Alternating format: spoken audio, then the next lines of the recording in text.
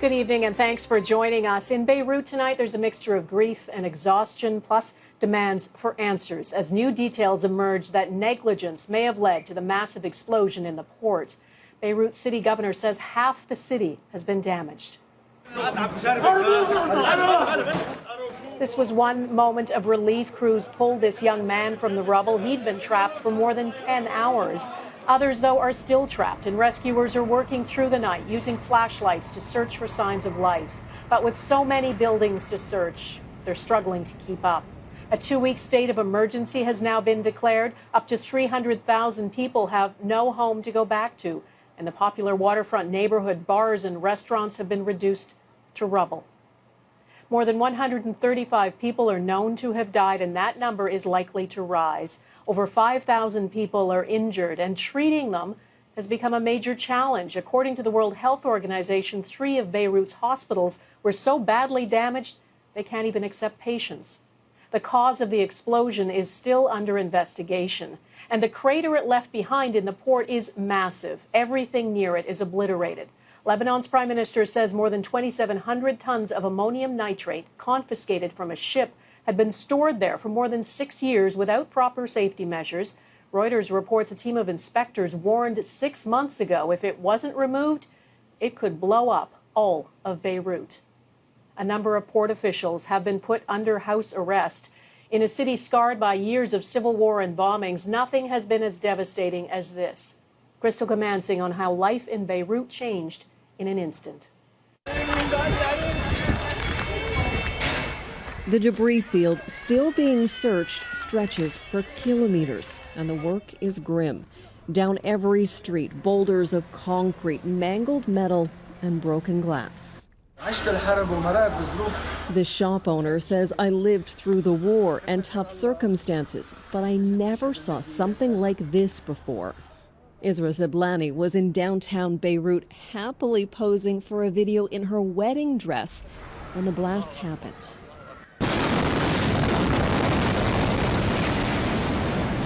2,700 tons of ammonium nitrate exploded, but it's not clear what caused the blast. According to Lebanon's Prime Minister Hassan Diab, it's been stored at the port for years. The shipment was traveling from Georgia to Mozambique in 2013, but the vessel made an unexpected stop at the port because of mechanical issues. The delay was long, and the crew eventually abandoned the ship. There are reports that port officials wrote several letters requesting government authorities deal with the potentially dangerous material. The president is vowing to hold those responsible to account. Pending an investigation, all port officials have been put under house arrest, a move that comes amid allegations of negligence. Speechless, really. I can't say much except that we feel so sorry for the losses that we had. Taking in the destruction, Beirut's mayor says the city can come back in time, but rebuilding would cost millions, and Lebanon is virtually broke. Unemployment is around 50%, and now tens of thousands are homeless. With the country's main port destroyed, there are more questions about the food supply. Habib Bata is a writer with Beirut Report. He compares the country to a pool with no lifeguard. There's no government, really. And then you throw a massive mushroom cloud bomb into the whole thing. I mean, it's just unreal. Ziblani and her husband returned to the site of their unforgettable wedding shoot. I was shocked.